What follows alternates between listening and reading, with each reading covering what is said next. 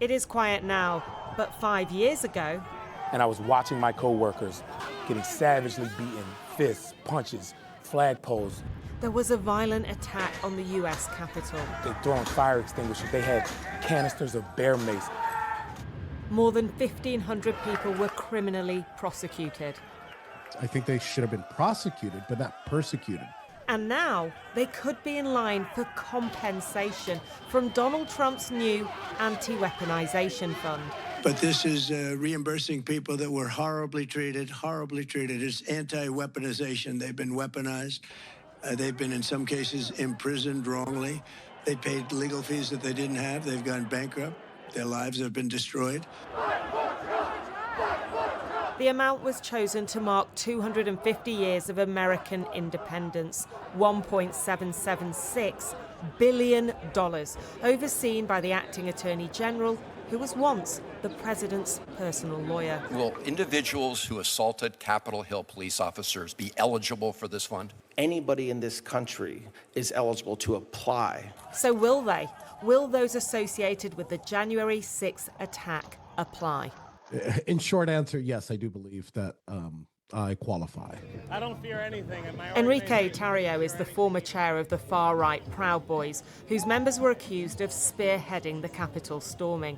He actually wasn't there, but was sentenced to 22 years for seditious conspiracy and spent 3 in solitary confinement. And how much compensation do you think you should be in line for? I believe what's owed to me as far as reparation, and I don't want to sound like, oh, it's owed to me, but for what I went through and what my family went through, I think the number is close to $50 million, probably more. 50 million? 50 million, yes. He says that would cover his experience, lawyers' fees, the hit to his reputation and income. But he knows the fund is finite and thinks all Jan 6ers and others deserve a share.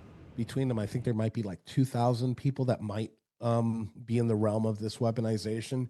You're talking about a little under $1 million for each. This all stems from Trump himself, who joined in the condemnation at first. Like all Americans, I am outraged by the violence, lawlessness, and mayhem. But the outrage didn't last.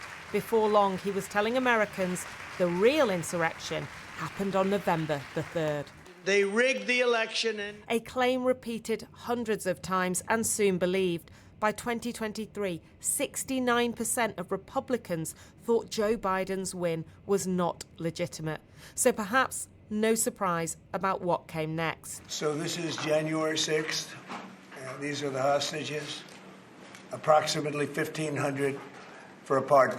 Sweeping blanket pardons on day one of his second presidency as history was rewritten, with the White House unveiling a new webpage claiming Democrats had branded peaceful, patriotic protesters as insurrectionists. I spent 16 years at the United States Capitol serving as a police officer there. Harry Dunn says the trauma of being inside the Capitol on January the 6th drove his decision to run to become a Democratic congressman. So you saw officers, your colleagues, being beaten by people who initially received prison sentences. Absolutely. And now could get compensation. Absolutely. Make it make sense. I know you're looking for clarity right now, but you can't make sense out of this because it's absolutely absurd. If this weren't true, it would be comical. It would be comical. This would be a great script in Hollywood somewhere, but we're living it in real life now. So the only thing I know now is fighting back. Do you swear or affirm Dunn is that suing the administration over the fund and fears it is all leading to Trump trying to stay on as president after 2028. Do you think it is sending a message to people who might support him should he try to stay in power?